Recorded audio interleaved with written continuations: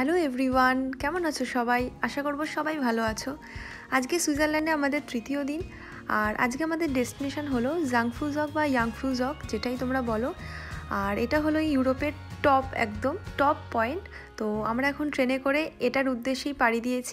আমরা প্রথমে গ্রিন্ডেল ওয়ার্ল্ডে নামবো, দেন ওখান থেকে আইগার হয়ে কেবিল কারে করে আমরা ইয়াংফ্রুজকে উঠবো। তো বুঝতেই পারছো কেবিল কার আর এত সুন্দর দৃশ্য, জার্নিটা ভীষণ সুন্দর হতে চলেছে। তো চলো আমার সাথে থেকো, দেখতে থাকো আজকের ব্লগটা।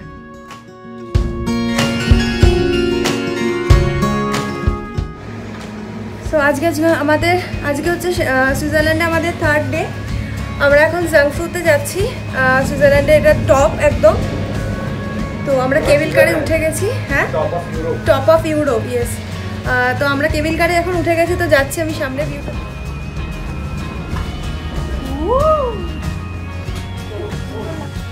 অসাধারণ এক্সপিরিয়েন্স, বলে বোঝানো যাবে না। আমি কতটা ক্যামেরা বন্দি করতে পেরেছি আমি নিজেও জানি না, কারণ আমি আমার চোখ দিয়ে এই দৃশ্যটাকে উপভোগ করতে বেশি ব্যস্ত ছিলাম। চারদিকটা সবুজ ভ্যালি ভরা, ছোট ছোট ছোট ছোট ভিলেজগুলো দেখা যাচ্ছে, গ্রাম। আর এরকম গরু চড়ে বেড়াচ্ছে সুইজারল্যান্ডে, যেটা আমরা একদম কমন পিকচার আমরা সুইজারল্যান্ড বলে যেটা জানি, আমরা বলিউড মুভিগুলোতেও যেরকম দেখি।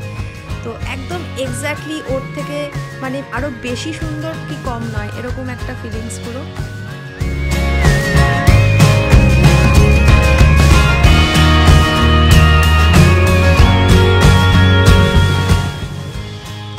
এই জার্নিটা আমি আরও বেশি এনজয় করেছি, মানে আমরা আরও বেশি এনজয় করেছি, কারণ এই এত বড় কেবল কারটায় অনলি আমরা তিনজন ছিলাম, আমি, সোমনাথ আর ভিহান। এটা পুরোপুরি মনে হচ্ছিলো আমাদের একটা প্রাইভেট কেবল কার, যেটাতে করে আমরা এত সুন্দর ভিউ এনজয় করতে করতে যাচ্ছি। অসাধারণ লাগছিল।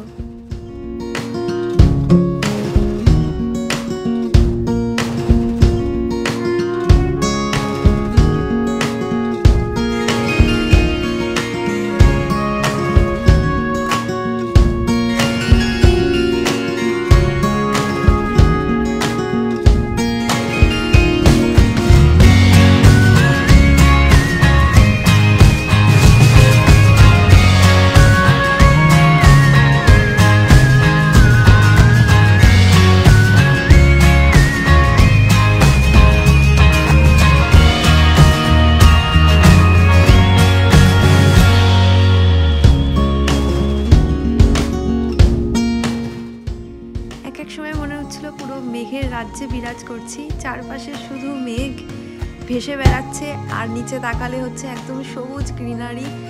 ফুজকের নাম তো আমি আগেও শুনেছি, বাট এটাকে যে চোখের সামনে থেকে দেখতে পাবো, এটার উপর দিয়ে হাঁটতে পারবো, সেটা কখনো ভাবিনি। এটা সি লেভেল থেকে প্রায় 4000 মিটার ওপরে। তো বুঝতেই পারছো আমরা কতটা উঁচুতে এখন যেতে চলেছি। রিহান এখানে একদম সুন্দর বসেছে, ও ভিউ এনজয় করছে না কি করছে আমি জানি না, কারণ আমি একদম তখন ক্যামেরা নিয়ে ছবি তুলতে ব্যস্ত ছিলাম। এরকম ভিউ সচরাচর ছাড়াটা একদম বোকামো হবে। তো সবাই সবার মতন ছিলাম। রিহানের মতন চুপচাপ বসে কিছু খাচ্ছে, এনজয় করছে। সোমনাথ ক্যামেরা নিয়ে একদিকে, আমি ক্যামেরা নিয়ে একদিকে, আমরা কোনটা ছেড়ে কোনটা নেব এরকম অবস্থা হয়ে গেছিলো আমাদের। হঠাৎ করে আমরা দেখতে পাই ঠিক পাহাড়ের কোলে, অনেকটা উঁচুতে এসে আমরা এটা দেখেছিলাম, পাহাড়ের কোলে এরকম ছোট একটা লেক মতন তৈরি হয়েছে। অসাধারণ দৃশ্য।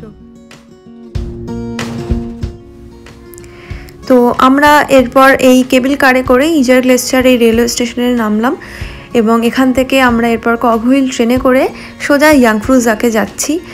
তো এই জার্নিটা পুরোটাই হচ্ছে একদম ভেতরে, কেভের ভেতর দিয়ে হয়েছিল, বিকজ এই কগহুইল ট্রেনটার রাস্তাটা পুরোপুরি এরকম টাইপের পাহাড়ের ভেতর দিয়েই হয়তো বানানো, তার জন্য এতক্ষণ কেবল কারে যে সুন্দর ব্রেথটেকিং ভিউটা আমরা দেখতে দেখতে এনজয় করতে আসছিলাম, সেটা এই কগহুইল ট্রেনে আমরা করতে পারিনি। তো যাই হোক, এই কগহুইল ট্রেন থেকে নামার পরে যে বিউটিটা সামনে দেখেছি ইয়াংফ্রুজকে, সেইটাতে আবার মন্ত্রমুগ্ধ হয়ে গেছিলাম।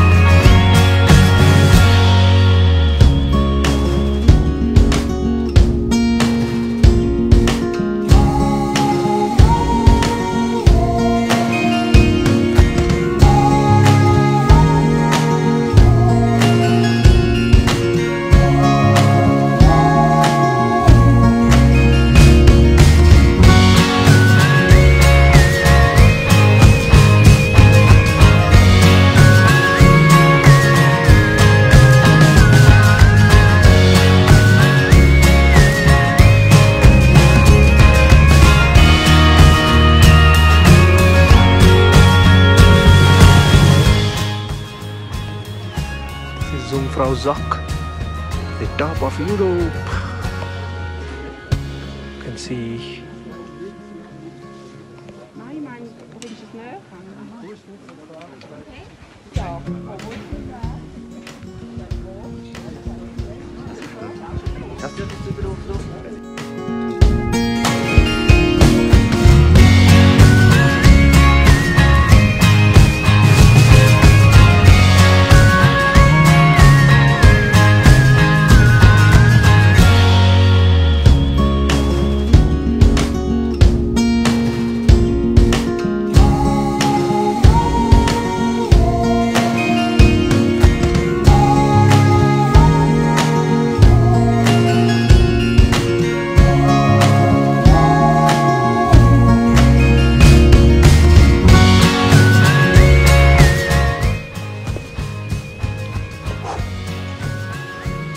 ঠান্ডা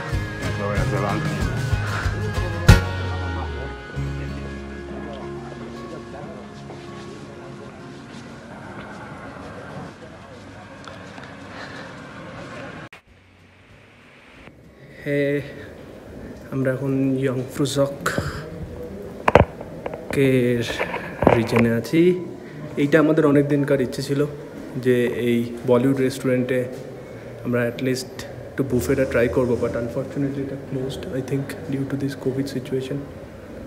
But it's good to have like this kind of Indian buffet on top of Europe.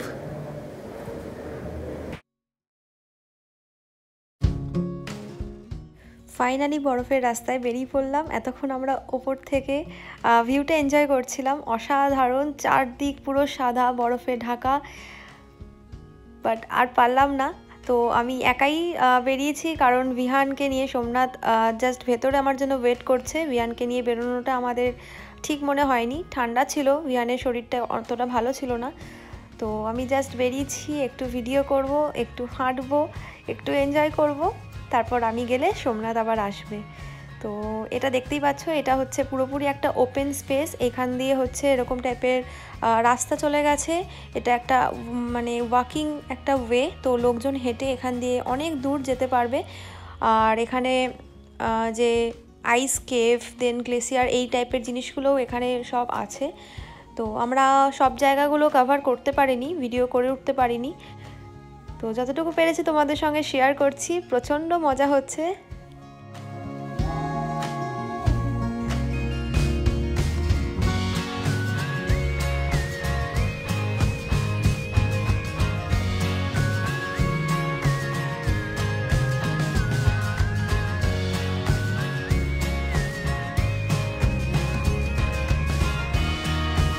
এসছি গ্রিন্ডেল ওয়ার্ল্ড, এই ভিলেজটায়। এটা একটা ভিলেজই তো, হ্যাঁ না না, মানে দেখে মনে হচ্ছে এটা ভিলেজ। পাহাড়ের মানে চারদিকে পাহাড়ে ঘেরা একটা ছোট্ট ভিলেজ, এটা গ্রিন্ডেল ওয়ার্ল্ড। আমরা ওই টপে গেছিলাম, জাংফু, মানে এটা দেখা যাচ্ছে না, মানে আমরা হয়তো ওর পেছনের দিকে আরও বেশি টপে গেছিলাম। আর ওইদিকে পুরো ভ্যালি, ছোট ছোট ছোট ছোট বাড়ি, ভীষণ সুন্দর। এই ট্রেনটা করে আমরা এই স্টেশনটায় নামলাম। তো আমরা এখন ভাবছি কি করব, আমরা এই গ্রিন্ডেল ওয়ার্ল্ড গ্রামটা ঘুরবো, মানে ঘুরবো কি করতে ঘুরবে, হ্যাঁ না আমরা অন্য একটা ডেস্টিনেশনের জন্য বেরিয়ে যাব।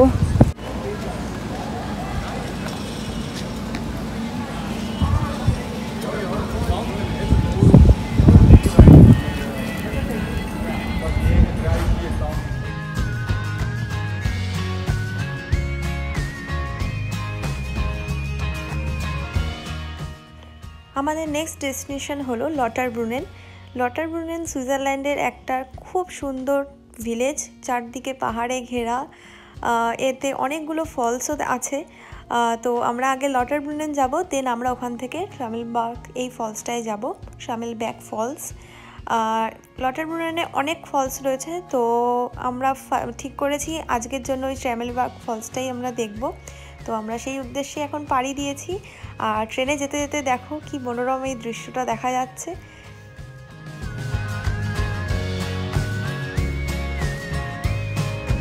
আমরা এখন আছি সুইজারল্যান্ডের সবথেকে সুন্দর ভিলেজ লটারব্রুনেনে। আমরা এই জাস্ট নামলাম, এখানে ট্রেন স্টেশন।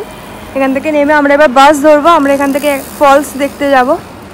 তো এই যে ভিলেজ খুব সুন্দর, ওইখানে সব এই যে গরু চড়ছে এরকম পাহাড়ের ঢালে, ভীষণ সুন্দর, মানে একদম পাহাড়ে ঘেরা ছোট্ট একটা ভিলেজ টাইপের।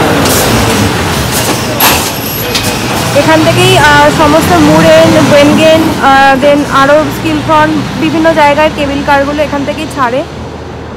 সো আমাদের কালকে হয়তো এখানেই আসতে হবে। আমরা এখন জাস্ট বাস স্টপে বাসের জন্য দাঁড়িয়ে আছি, এই যে বাস স্টপ।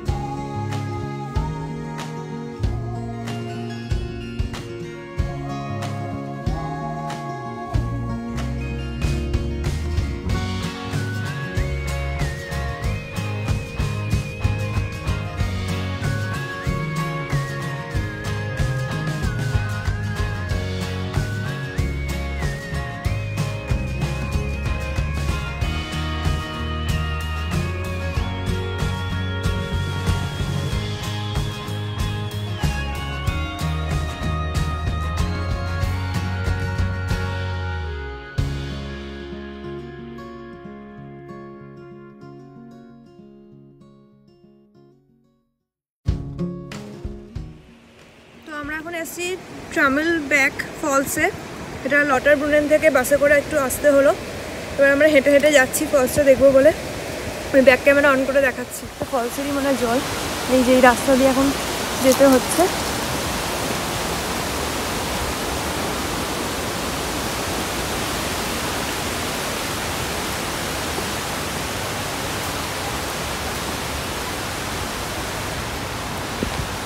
এদিকে পাহাড় পুরো বড়।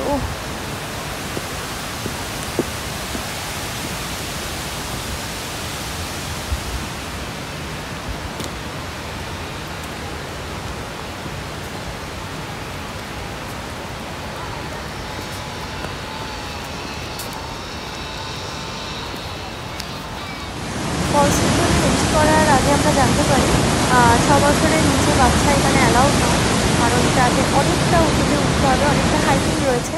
তো আমরা প্রথমে ভেবেছিলাম প্ল্যানটা আমরা ক্যান্সেল করে দেবো, বাট পরে আমি ভাবি যে এত দূর যখন এসছি কেউ না দেখলে সেটা ঠিক ভালো লাগে না। তো আমি সোমনাথকে রাজি করাই যে তুমি যাও, আমি ভিহানকে নিয়ে ভ্যালিতে বসছি, তুমি অ্যাটলিস্ট দেখে আসো, ভিডিও করে আনো। তো সোমনাথ প্রথমে রাজি না থাকলেও পরে আমার জন্য ও যেতে রাজি হয়। আর ও এই ফলসটা দেখে আসার পরে যে এক্সপিরিয়েন্সটা শেয়ার করে সেটা শোনার পরে আর মনে হয়নি যে এখানে আর যাব। ফলসে ওঠার পুরো রাস্তাটাই এইরকম অন্ধকার, কোনো আলো নেই, সিঁড়ি ভর্তি জল, শুধুমাত্র তুমি ওই ঝর্ণার আওয়াজটা শুনতে পাবে, মনে হবে ঝর্ণাগুলো সামনে তোমাকে খেতে আসছে। এতটা ভয়ানক একটা এক্সপিরিয়েন্স। তোমরা যখন এসে বলছে ও রীতিমতো মানে মানে ভয় পেয়ে গেছে, ও বলছে আমি কোথা থেকে যে ফিরে এলাম আমি জানি। এতটা মানে কি বলবো, মানে ভেতরটা এতটা ভয়ঙ্কর একটা মানে ফিলিংস লাগবে। তো যাই হোক, বাট যে ভিডিওগুলো করে এনেছে বা ও যে বিউটিটা দেখে এসেছে এই ঝর্ণার, তো সেটা তো কখনোই মানে বলে বোঝানো যাবে না। আর এখানে আমি সোমনাথ যতক্ষণ ফলসে মানে বিউটি এনজয় করছিল, আমি এখানে ভিহানকে নিয়ে এই ভ্যালিটার মধ্যেই বসেছিলাম। একদম এই ট্রামেলবাগ ফলসের নিচেই এই ভ্যালিটা। এখানে ভিহান সুন্দর খেলছিল, আর ভিহানের ছোট্ট একটা বন্ধুও হয়ে গেছিলো ওরই বয়সী। ওরা দুজন মিলে প্রচণ্ড এনজয় করেছে যতক্ষণ আমরা বসেছিলাম। সোমনাথের প্রায় গিয়ে ফিরে আসতে আধ ঘন্টার ওপর টাইম লেগে গেছিলো। অনেকটা উঁচুতে মানে যেতে হয়েছিল, যেটা নিচ থেকে একদমই বোঝা যাচ্ছিল না, আর ভেতরটা তো বোঝাই যাচ্ছিল না যে কতটা ভয়ঙ্কর। তো ভিহান এখানে প্রচণ্ড এনজয় করছিল, ও আর ওই ছোট্ট বাচ্চাটা ওরা এই ভ্যালির মধ্যে খেলে বেড়াচ্ছিল।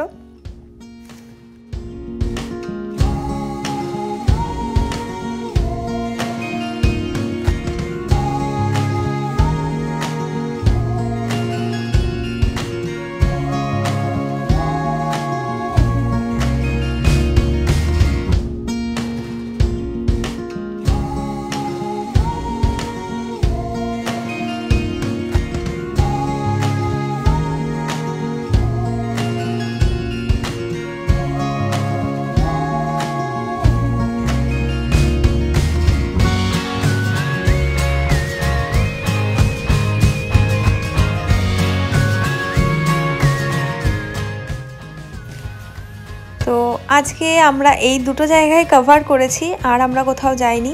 এই দুটো জায়গা দেখতে দেখতে প্রায় 6টার উপর বেজে গেছিলো। তো আমরা ঠিক করলাম আমরা বাড়ি চলে যাই, কারণ পরের দিন আবার একটা কোনো নতুন ডেস্টিনেশনের জন্য বেরোবো। তো এইটাই ছিল আজকে সারা দিনটা তোমাদের সাথে আমি শেয়ার করলাম। ভিডিওটা কেমন লাগলো তোমরা কিন্তু কমেন্ট বক্সে অবশ্যই লিখো। ভিডিওটা ভালো লাগলে লাইক করো, শেয়ার করো, আমার চ্যানেলটাকে সাবস্ক্রাইব করো। তো চলো দেখা হচ্ছে আবার নেক্সট ভিডিওতে। ততদিনের জন্য সবাই খুব খুব খুব ভালো থেকো।